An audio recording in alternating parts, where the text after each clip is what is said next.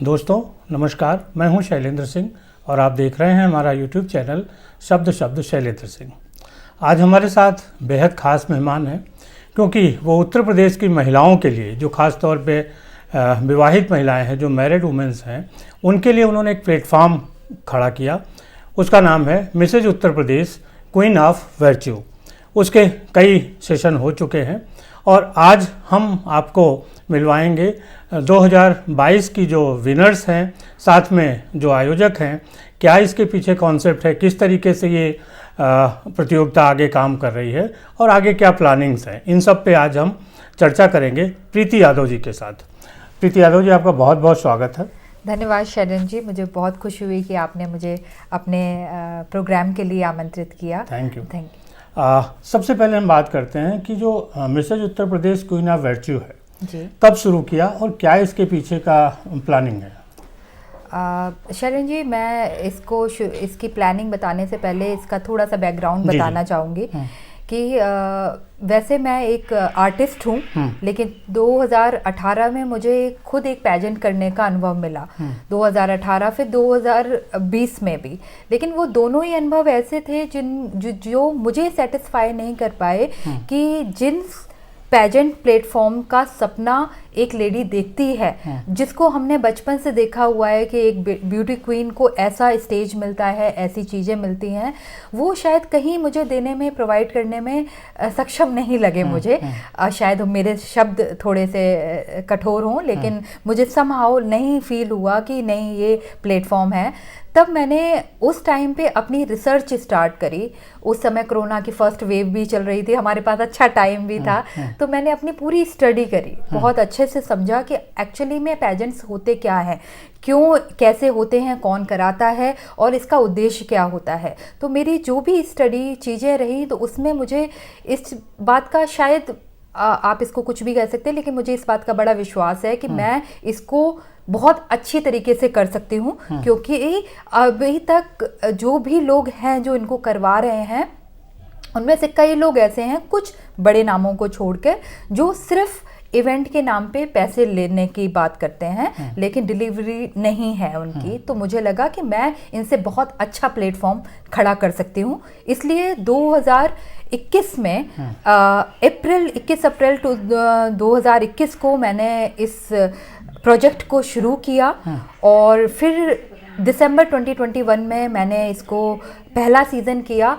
और भगवान की दुआ से वो बहुत सुपर सक्सेसफुल हुआ, जिससे हमें और बूस्ट मिला और हमने 2022 सितंबर में हमारा सेकंड सीज़न किया। अच्छा। और हम लोग थर्ड सीज़न की तैयारी कर रहे हैं। पहला सेशन कहाँ हुआ था? जब हमारे दोनों ही सीजन्स हमारे सेंट्रम जो होटल है लखनऊ में ही हुए हैं, वहीं पे किए हैं। लखनऊ को चुनने का कोई खास मकसद था?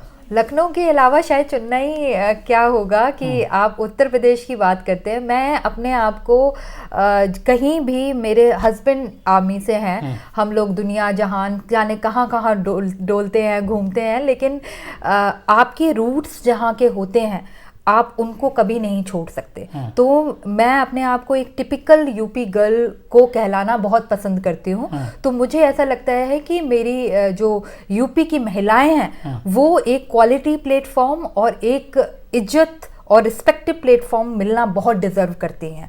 तो इस वजह से यूपी और यूपी में लखनऊ, क्योंकि लखनऊ हमारा उत्तर प्रदेश की राजधानी है और यहाँ से जो चीज़ शुरू होगी, आई थिंक यूपी के कोने कोने पे जाएगी। इसलिए आपकी रुचियाँ कब इस क्षेत्र के लिए डेवलप हुई कि हमें इस क्षेत्र में काम करना चाहिए? खुद भी आपने हिस्सा लिया और फिर आपने एक प्लेटफॉर्म तैयार किया। जी, अगर मेरे से आप पूछेंगे रुचि के हिसाब से, तो मुझे शायद 2020 तक भी नहीं पता था कि शायद हम अपनी एंटरप्रेन्योर जर्नी को इससे शुरुआत करने वाले हैं।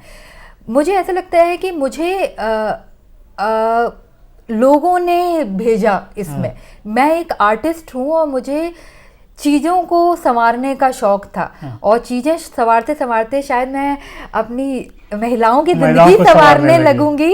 ये शायद मुझे 2020 में किक किया, जब मैंने बताया, मेरा अनुभव आया और मुझे लगा उस समय, और लोगों ने बोला कि यार कुछ और अच्छा आना चाहिए था, क्योंकि मेरे जैसे और भी लेडीज़ थी जो इस बात को रियलाइज़ करती थी कि यार क्या हम लोग ऐसी ही मिस इंडिया और मिसेस इंडिया देखते थे, तो किसी को तो उद्धार करने के लिए आना था, तो शायद उसके आर्ट में आपकी जो फील्ड है उसमें क्या क्या है, कैसे, थोड़ा सा दर्शकों को बताइए। जी, तो मैंने बताया कि मैं एक आर्टिस्ट हूँ, मैं इससे भी पीछे एक कहानी लेके जाती हूँ। मेरा एक कहानियों का एक बहुत सिलसिला है।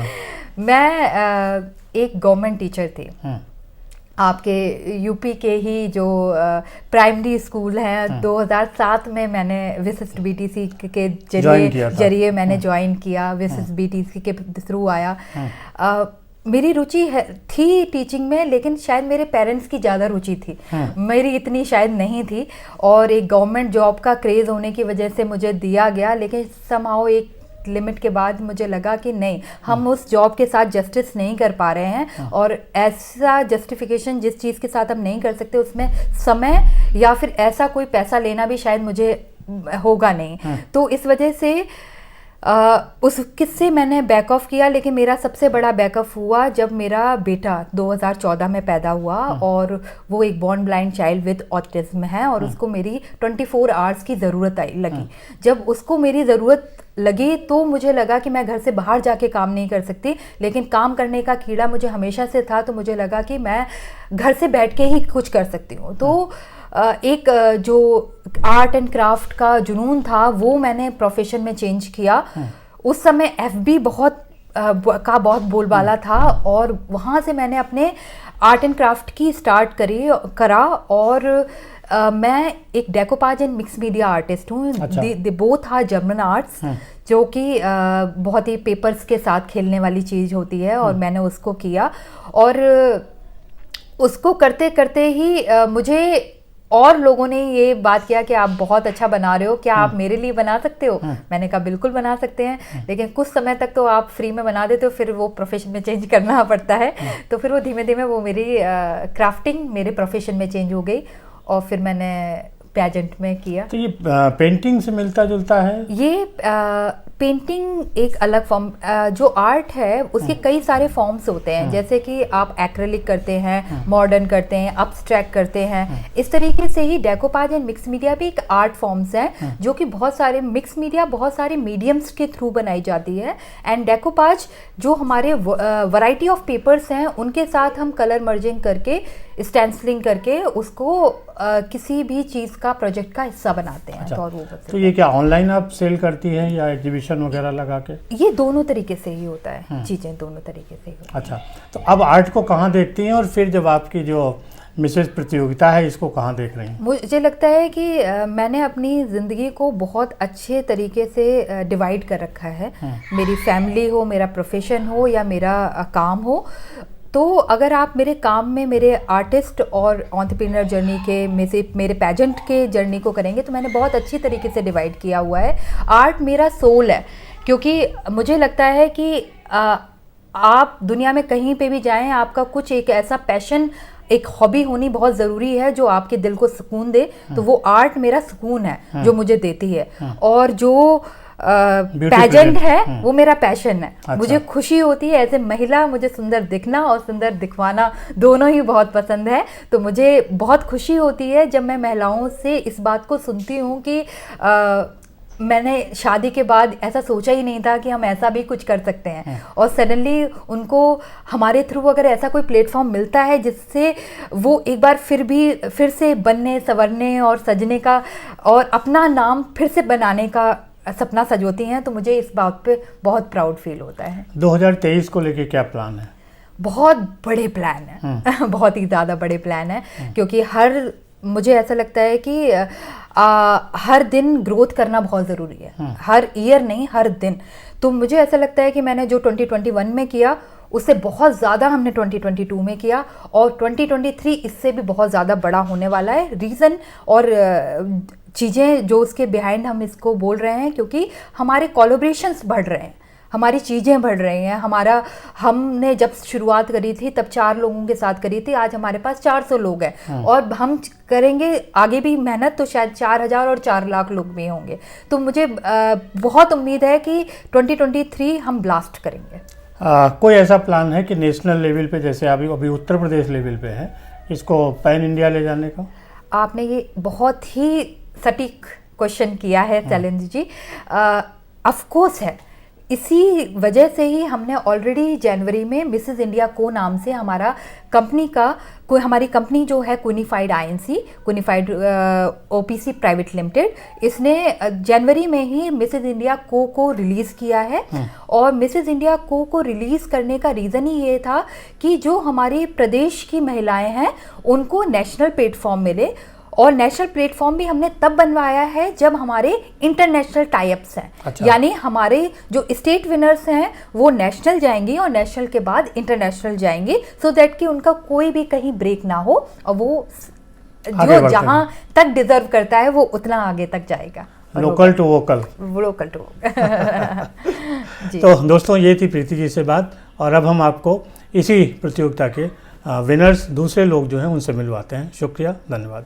धन्यवाद दोस्तों, अब हम आपको मिलवा रहे हैं Mrs Uttar Pradesh queen of virtue की विनर इशिका द्विवेदी से।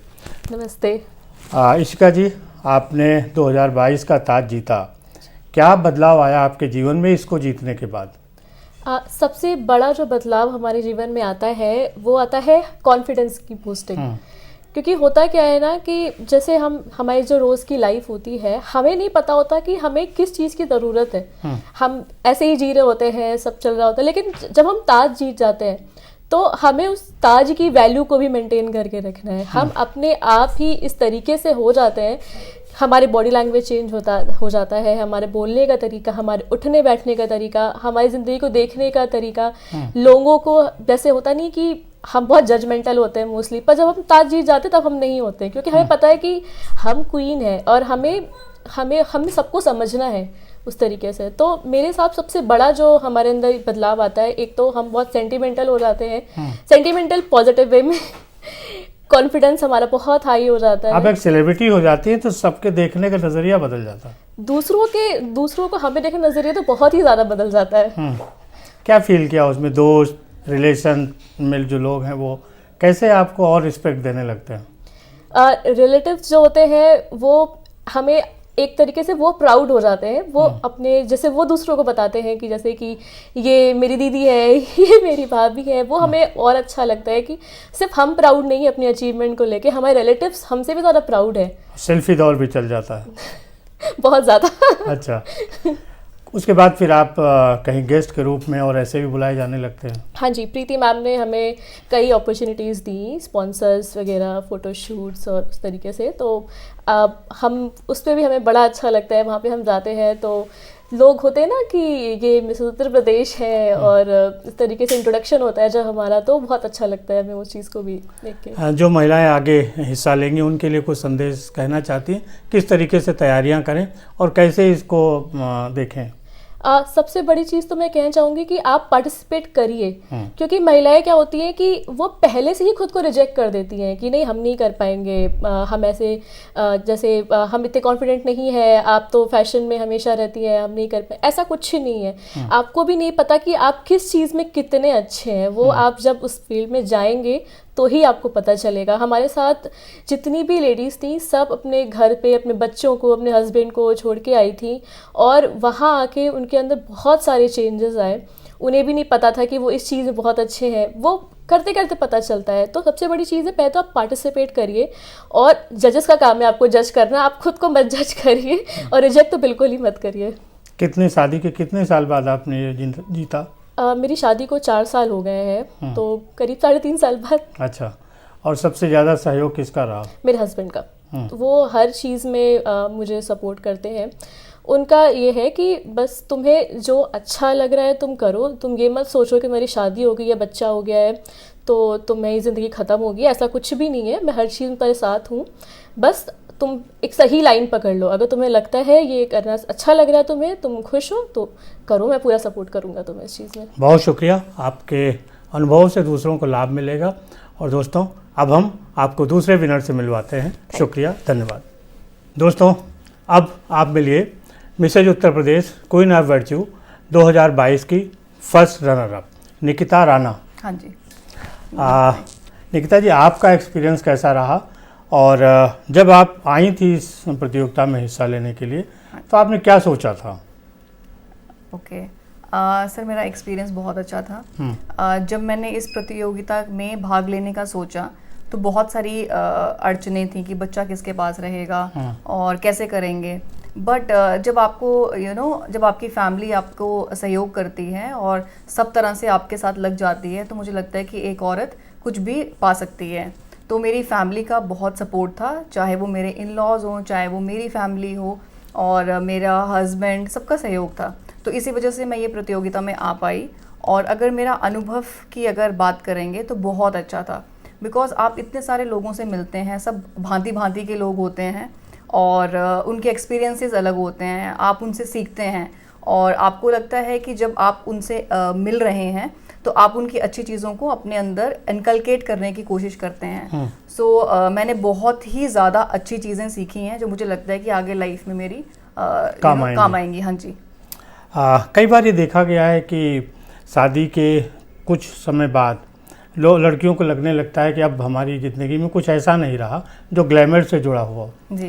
प्रीति जी ने आप लोगों को एक प्लेटफॉर्म दिलाया है जी। कैसा लगा शादी के इतने साल बाद आपको इस पे चल के रैंप करना, कैट वॉक करना, ये सारे जो एक्सपीरियंस थे? जी सर, मुझे बहुत अच्छा लगा। मैं प्रीति जी की बहुत आभारी हूँ कि उन्होंने ये प्लेटफॉर्म यूपी की महिलाओं के लिए बनाया है। और मेरी शादी के 10 साल बाद मैंने इसमें पार्टिसिपेट किया था, तो मुझे बहुत ही अच्छी फीलिंग आई। ऐसा लगा कि मैं नई ज़िंदगी जी रही हूँ, जो बच्चे, हस्बैंड, इन लॉज, पेरेंट्स, इन सब के साथ हम एक अलग ज़िंदगी जीते हैं। और जब हम अपने लिए जीते हैं तो मुझे लगता है कि वो अनुभव बिल्कुल ही अलग होता है। सो रैम्प पे वॉक करना या अच्छी अच्छी ड्रेसेस पहनना या पैजेंट के लिए तैयारी करना, उसमें सिर्फ आप अपने ऊपर ही सब चीज़ों का खर्च करते हो या अपने ऊपर ही सारी चीज़ें निछावर करते हो कि हमें ये करना है। तो मेरे लिए तो ये एक्सपीरियंस बिल्कुल अलग था। मुझे लगा था कि मेरी एक नया ही जन्म हुआ है और मैं नई ज़िंदगी मुझे मिल रही है। अब आगे क्या प्लान है आपके अपने इस इंडस्ट्री में, जो ग्लैमर की इंडस्ट्री है, मीडिया की लाइन है, इसमें आगे कुछ प्लान है? हाँ जी, अभी तो मैंने सर स्टेट लेवल पे पार्टिसिपेट किया है। डेफिनेटली अगर मैं ये जीती हूँ, मुझ में अगर कुछ क्वालिटीज़ हैं और ये चीज़ मुझे पसंद है, तो डेफिनेटली मैं अपने आप को national level then international level पे भी लेके जाना चाहूँगी। मैं अनुभव करना चाहूँगी, मैं खुद के लिए जीना चाहूँगी। कुछ मॉडलिंग और एक्टिंग का भी शौक है? सर अगर मौका मिलेगा तो वाई नॉट। शुक्रिया और हमारी शुभकामनाएं कि आपको मौका मिले। Thank you. दोस्तों, अब हम बढ़ते हैं अगले विनर की तरफ। आप भी हमारे साथ चलिए। शुक्रिया। दोस्तों, अब आपको मिलवा रहे हैं शीतल सिंह जी से, जो 2022 के Mrs Uttar Pradesh queen of virtue की सेकंड रनर अप हैं। शीतल जी, आपका क्या अनुभव रहा और कैसे इसकी तैयारियां की थी? मेरा अनुभव बहुत अच्छा रहा शैलेंद्र जी, क्योंकि मेरी शादी को 21 साल हो चुके हैं और मेरी एज 41 है। तो ये हील्स और फिटिंग के कपड़े, फैशन, ये सब मैं बहुत पीछे छोड़ चुकी थी। तो इस तरफ तो रुझान जा सा रहा था। और अब मेरी बड़ी बेटियां हैं तो सब कुछ लगता था उन्हीं के लिए है।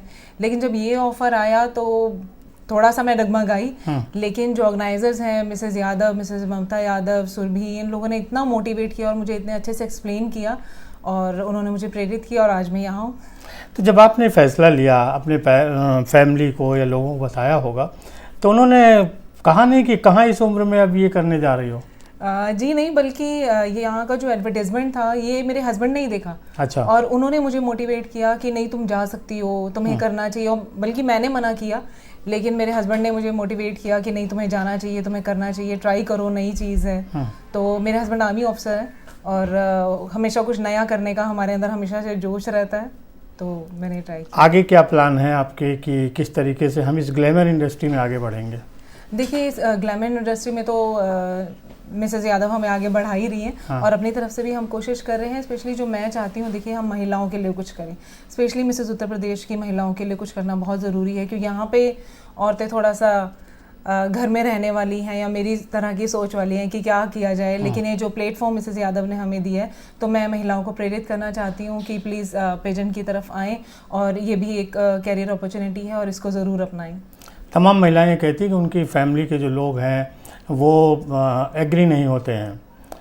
क्या कुछ अलग तरीके से आपने मनाया? कैसे वो टिप्स दीजिए ताकि दूसरी महिलाएं भी अपनी फैमिली को मना सकें। जी बिल्कुल, आप अपनी फैमिली को मना सकते हैं। और देखिए, प्यार तो सबसे अच्छा, झगड़ा तो कोई किसी चीज़ का हल नहीं है, लेकिन अगर आप प्यार से कोशिश करेंगी, अपने हस्बैंड को, बच्चों को समझाएंगी कि देखिए आपका भी अपना कैरियर है। और मुझे एक बहुत अच्छी बात मेरे ही किसी फॉलोअर ने, मेरी फ्रेंड ने मुझे समझाई कि देखिए ये बहुत आसान है कि बचपन में या 11th-12th करने के बाद या ग्रेजुएशन करने के बाद आप कुछ करें, बट सबको सेटल करने के बाद, शादी करने के बाद, बच्चे सेट करने के बाद, उसके बाद अगर आप कुछ करते हैं तो ये आपका एक अचीवमेंट है कि जब आपने सब कुछ सेट कर दिया, एक फैमिली सेट कर दी है, उसके बाद आप आगे बढ़ रहे हैं।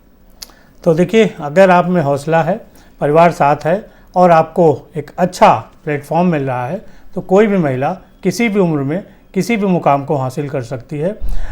Mrs Uttar Pradesh queen of virtue एक उदाहरण है।